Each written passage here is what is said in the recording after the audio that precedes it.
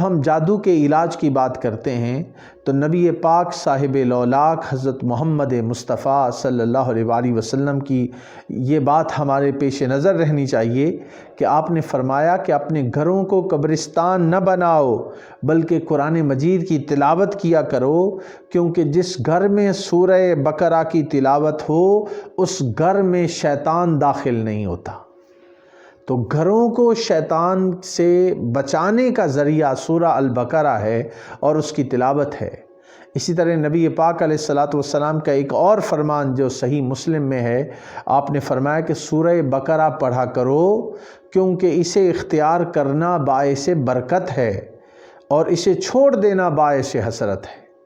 یعنی جو سورہ البقرہ کی تلاوت نہیں کرتے انہیں حسرت ہوگی کہ اتنی بڑی اللہ کی نعمت ان کو میسر تھی اور وہ سورہ بقرہ کی تلاوت کر کے اس سے فیضیاب نہیں ہو پائے۔ اور جادوگر قسم کے لوگ اس کا توڑ نہیں لا سکتے۔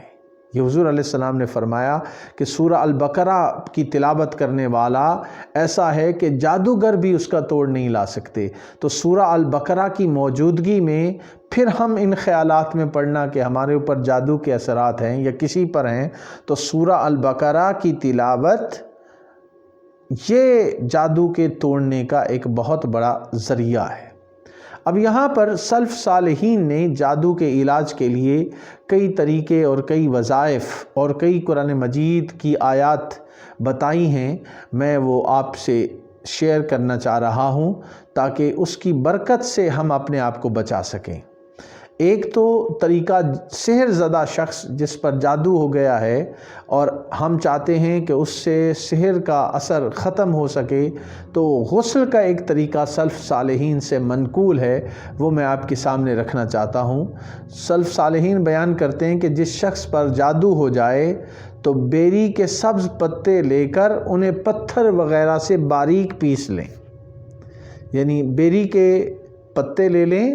اور پتھر سے ان کو باریک پیس لیں اور کسی بڑے برتن میں رکھ کر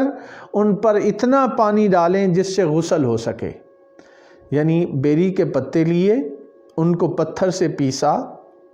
اور کسی بڑے برتن میں، کسی ٹب یا بالٹی وغیرہ میں اس کو ڈال کے اس میں اتنا پانی ڈال دیا کہ اس کے ساتھ غسل ہو سکے۔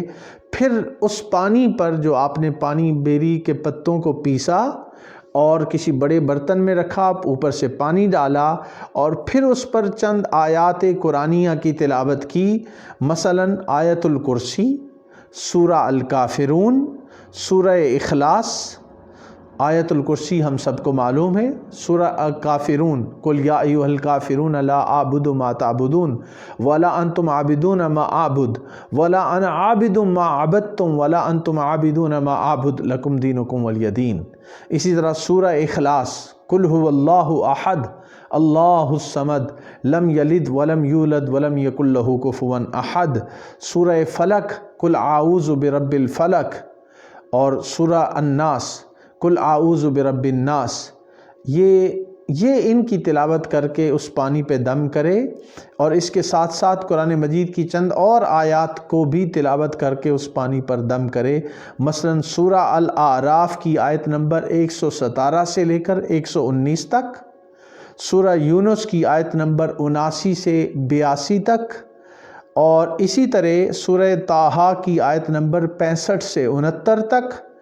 ان صورتوں کی آیات کی تلاوت کر کے انسان پانی پر پڑھے اور دم کرے،